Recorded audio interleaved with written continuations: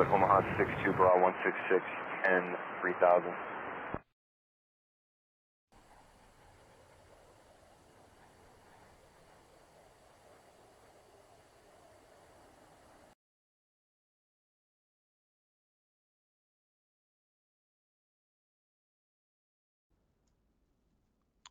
Hey everybody, Ronan here, back with another F-15 DCS video. Today we're going to talk about the startup. I know I said I wasn't going to do a whole lot of tutorials, but I decided against that and wanted to change things up. And so we're sitting here in the cockpit of the F-15E Strike Eagle, and I'm going to show y'all how to do a startup for the aircraft. So let's get right into it, shall we? We're sitting here in our cockpit. You should by now hopefully understand that the controls and whatnot on the various aircraft. So I will walk you through. First things first, let's get our mic turned on. That's this switch right here. We're going to switch that guy to on. That allows us to communicate. Then if you look under, I use track IR, I have to look kind of underneath. Right here, anti-collision lights. That's optional. You don't have to do that. I do just because I went through real life flight training, and you always turn your anti-collision light on before you crank your engine for safety. Position lights are as desired. I'm going to leave that alone. Make sure that your throttle is all the way back in the off detent. We're going to arm the ejection seat. You can do that later, but I just do it right away because I'm here anyway. All right, first thing, we're going to switch our conformal tank to normal, to stop transfer, and we're going to do the inlet ramp switches. That's these guys right here to auto. That's going to allow this part, the inlet ramp, to adjust itself automatically. Then we're going to turn all these cast switches on. You want to make sure that all three of these are switched on before the engines get power. I think it's a little bit better personally. And then we're going to go over to the right-hand side. See this green switch here? That's our oxygen. We definitely need that, especially if we're going to be getting up above 14,000 feet. That's where the air starts to get really thin. Then we've got these 4 switches right here. Turn those guys to on. Those are our generator switches. And then we also need our engine master switches on, and you can close the guards after you switch those to on. Now, here's where it's going. Oh, yeah, let's turn on our JFS starter as well. We're going to need that to start the engine. Here's where it gets a little dicey. See this canopy control lever here? That's blocking the switch we need. So I'm going to lean, and we're going to switch this to auto. That's our air conditioning. I know it's digital and all that, but you want your pilot to be comfortable, right? All right, so here comes the fun part. Fuel, we're going to switch this. Well, it's already on tank 1. That's what we need. So for the next step, this lever right here is our jet fuel starter. Pull that guy, and you'll hear it start cranking to life. Now, we got to wait for this green light, which it looks like it's on. Fantastic. We're going to come over here, and we're going to try our test. Warning, AMAD, fire. Warning, AMAD, of our fire system. So there's only going to be one here. Now, you ready for this part? This is where I have to lean. If you have this bound, this is great. I don't. The finger lift. Go with the right one, because we only start the right engine first on the F-15E. And we're going to sit here and we're going to wait. This is a waiting game. A lot of the stuff on this startup, you'll realize, is a waiting game. You can't just jump in, click buttons, and make it start. You have to follow a process. So we're going to wait for that engine to turn over and stabilize. And we're here at 26%. So all's well that ends well. We're going to hit our fire system test Warning, again. AMAD, And fire. notice there's Warning, 3 lights that AMAD, come on, fire. and a longer Warning, recording engine, fire. of Left. Betty. Warning, engine, fire, left. Warning, So we're going to engine, continue to fire, monitor. right. We're stable. Warning, engine, fire, right. Now, I have a HOTAS, so I use the throttle for this part, and I crank this guy forward and back to make sure I get full length, and then you'll see that you're past the detent, so it's there, and then watch as this guy starts to come to life as we've introduced more fuel to the engine and are allowing that engine to come up to full power and max RPM. Make sure that you pay attention to the light here goes out, and then your warning panel once you get Low up there. altitude. There we go. So Low now we have altitude. power. The right engine does that. So we're going to do the fire system test again. Warning, AMAD, And notice fire. it has Warning, AMAD, all three fire. lit up plus Warning, these two on the bottom. Engine, fire, And left. it's a lot longer. Warning, engine, fire, While left. she's talking, Warning, we're going engine, to fire, right. Warning, engine, one right click, fire, right. close AB, the canopy, burn through, left. AB, burn through, left. and AB, lock it. burn through, And you'll notice right. the canopy AB, light burn went through, off on right. the eyebrow. And while we're here, kind of lean over so you can see, pull the left engine finger lift up to get that engine going. And we're going to wait for that guy. While we're waiting for that guy, we're going to click the on button on all three of our screens here. And then, so here I have this bound. This bottom one turns on your HUD. I have it bound to a knob on my HOTAS. You want to turn the knob. These two knobs turn on your HUD and your your controller display here.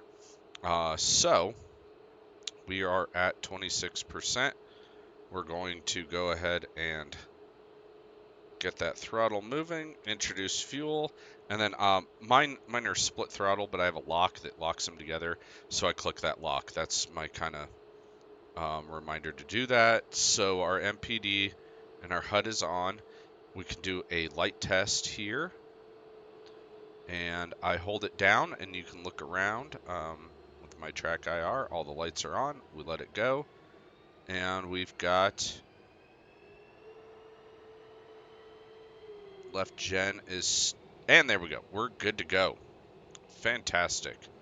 So next is, so I do this a little out of order from what the manual says, but my first thing that I do is I go over to our INS and I do GC align. So that gets the process started. You'll notice up here in the HUD it says GC no taxi. It's going to start doing its alignment. This is already set to preset location where we're currently sitting, so I don't need to do any adjustments with that. Back to this little area over here, I'm going to set terrain following radar to standby, our radar altimeter to on, radar to standby, nav FLIR to standby, and I believe that's all we really need. You could do some light adjustments, you know, your tail flood and formation and position lights. I'm just going to leave it as is right now. While we're waiting for the alignment, we're going to go over to the conformal tank and switch that back to transfer. And we're going to set our fuel knob to conformal tank and wait for that to recalculate. And then bingo, I usually set it about 5,000. You could set yours to whatever you like. So we continue. When we set the bingo, we check our instruments here to monitor the engine gauge, make sure everything's good. Temperatures around 480, RPMs are kind of 72-ish.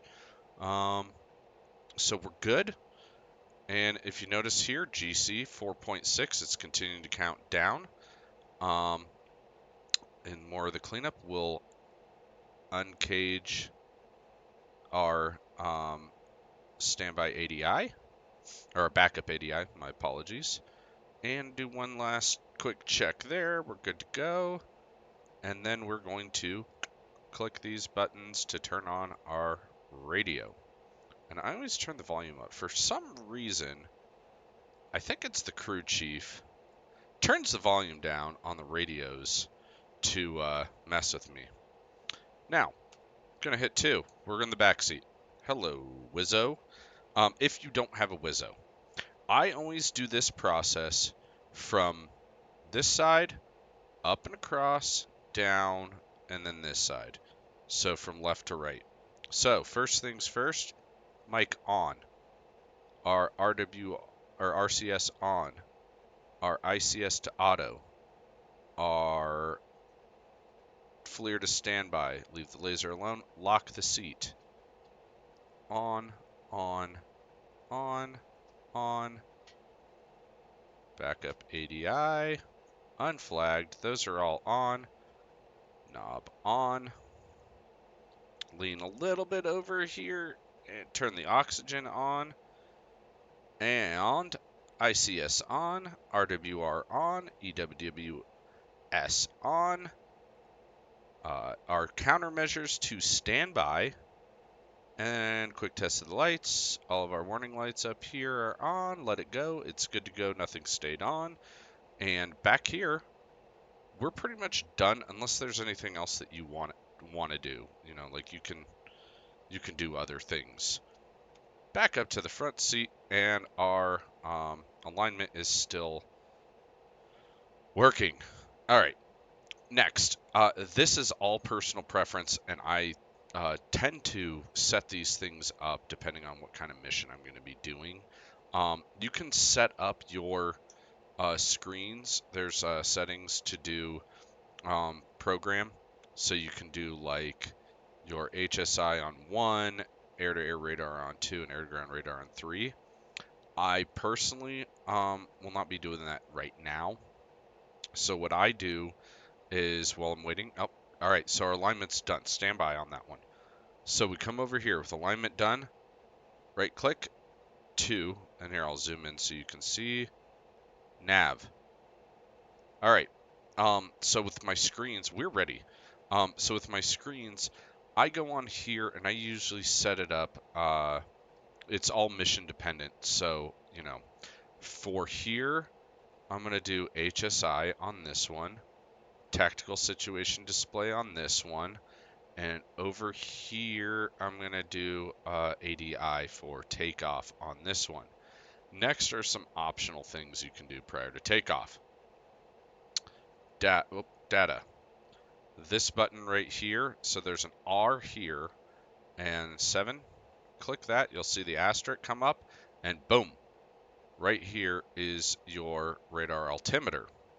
See the G with the 0 next to your wind readout? Click that asterisk, you get your ground speed. I like to have those things. This helps with my SA, having the radar altimeter. Then I can see how far above the ground I am, because in some areas, your MSL or your altitude is higher than sea level. And so I want to know how far above the ground I am, especially in something like the F-15E, which is able to, you can do some pretty cool low-level flying. There's one thing I do differently that I will point out, a caveat. I'm claiming an alibi on this one. That's this button right here, the takeoff trim. I don't set that. I know, sue me, but I just don't do it. So, yeah. Next, we are going to, and standby, I don't remember on my controls. There, okay. There. I'm going to do a flight controls test. So I'm going to look back at the wing, best I can, for realism. And I'm going to check flaps. You can see down here, flap is green. So I look, see you can kind of see there's a little break in the wing, and over here a little bit not as good. We can also cheat and hit F2 rotate the camera around and you can see the flaps are deployed. I just check that and then flaps up because we're going to take off without flaps. Alrighty, now we're good. Now we're ready. Are you ready? I'm ready. Let's do this. Pull up our radio menu, hit ground crew, F4. Chief, remove the wheel chocks. Remove the wheel chocks. Oh, I forgot to mention. Once your engine comes online over here, your right engine, you can hit the brake hold. I didn't do that. Whoops, I forgot. My bad. Please don't tell the wing commander, or the squadron commander, because that would be really bad. All right. Now, we're ready for takeoff. Well, taxi first. So, I have this set up at Nellis. We are in lovely Nevada. Hello, Nevada.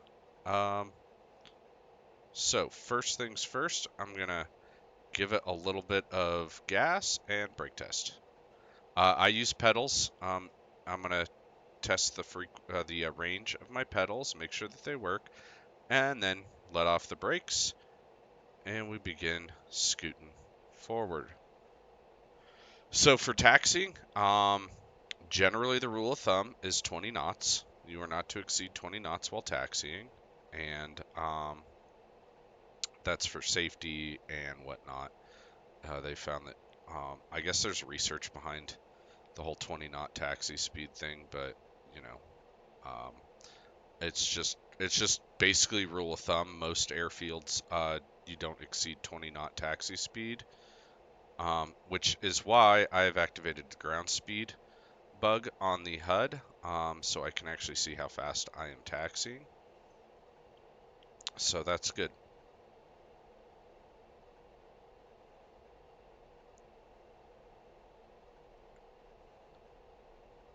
And we're going to speed this process up a little bit here. All right. And look at me. I just talked about not exceeding taxi speed, and I exceed taxi speed. Gosh, I am just on fire today, boys. Alrighty.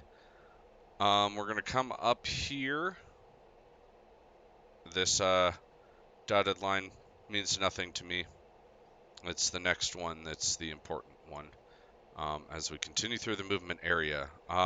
It's handy to kind of know your way around airfields. I could do a video on that. I mean, hey, comment below if you want me to do a video explaining the different aspects of an airfield, you know, movement and non-movement areas and all that, because I, you know, was a pilot in real life at one point in history. If you want me to explain like taxi procedures, movement areas, the different aspects, the signage at the airfield, even though civilian and military airfields, they have some difference in signage, lighting, etc., and radio comms. I can totally do a tutorial on that. Granted, it's from the civilian side, it won't be military, so there are some minute differences, but they're not too much. As we roll up here to our hold short line at the runway before we get onto the runway. Now, I'm not using any radio comms because I think DCS is bugged or something. There's some issue with control tower on this game. But anyway, so here is where we're going to do a final check. You can grab your controls and with the brakes, or if you want to, you can activate the parking brake. But I just do a quick full deflection, 2 rotations each direction, check all of my flight control surfaces, and we're good to go there. Check the rudder, plane shimmies a little bit, and we're good to go on that. Do one last sweep through the cockpit. Here is where I turn on my lights, position, and formation. You can see on the outside I've got position lights, greens, and reds, and we are good to go. We've got our tail lights, anti-collision, and our rear. And then when you get clearance from the tower, we turn on. I just always do it as a habit. Turn on the landing light to indicate that we're ready to go. Now, before we take off, before we get moving, before we line up and wait to take off, before we quote unquote get our tower clearance, we're going to talk about one other thing. I found this out the other day. I was kind of messing around, and I love to research things, and I was figuring out how do you calculate, because I know how to do it in a Cessna 172, but I don't know how to do it in the F-15E. How do you calculate your rotate speed for your takeoff? And so if you notice here, I have an AMRAAM on each side, an AIM-9 on each side, and I've got two bags, two external fuel tanks that are full. Yes, they're full. And the general rule of thumb that I found is your rotate speed is roughly 138 knots plus 2 knots per 1,000 pounds of ordnance or pounds of equipment on the aircraft. So I have right around 2,000 pounds of ordnance on the aircraft right now with the 2 fuel tanks and the 4 missiles. So roughly speaking, you know, if my math is correct, we're about 146 knots. We're going to test that theory today. This is the first time doing this since I kind of figured out that calculation. So let's say that we got our clearance. We're going to deactivate the brake, and we're going to come out here. Now, we're going to do no flaps. Remember what I said about the takeoff trim? You're free to do, I mean, it's personal preference. I don't set to takeoff trim because I don't like how it messes my trim settings after I've gotten a positive rate of climb, and then I level off. Plus, I also like to do these really cool high-speed combat takeoffs. So, remember, center line is for professionals. We're going to come out here. I come just shy of these 1,000-foot markers here. Apply the brakes. One last sweep. Make sure we have no warnings and caution lights. Sweep, everything's good to go.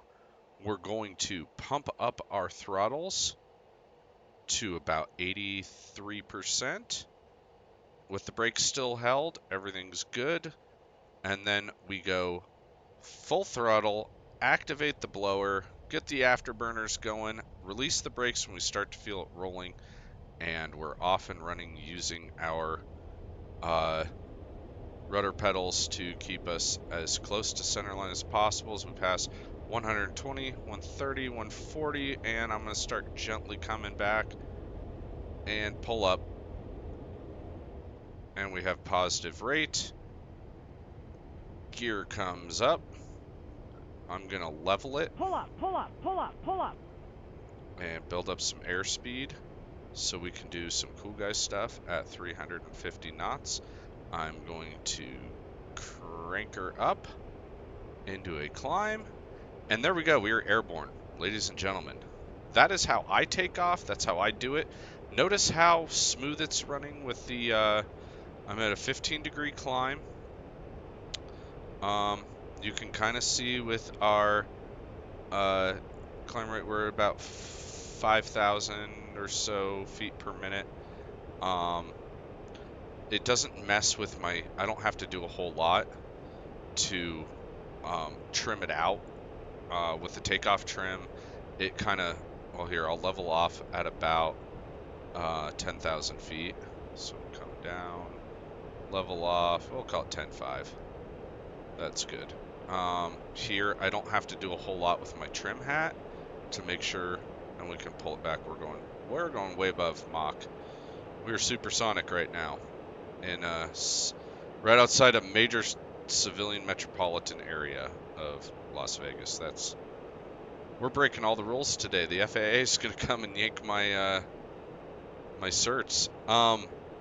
So yeah, with the takeoff trim, if I don't mess with it, sorry, let's adjust the zoom so it's a little more comfortable. Takeoff trim, I don't mess with it, so I don't have to trim it out and do weird, funky things with it. You're free to do whatever you want. You can do it either way. I know it's not like quote unquote the professional way or the manual way. I don't know any F-15E pilots that well that I could be like, hey bud, how do you do your takeoff procedures? Do you activate the takeoff trim every time? I don't know about that. Anyway, so there you go. There you have it. There is how to take off, or how to start up, taxi, and take off in the F-15E Strike Eagle. Now, if you'll excuse me, I'm going to go climb this bad boy up to about 20,000 feet and kind of have some fun flying around for a little bit. You guys have a good one.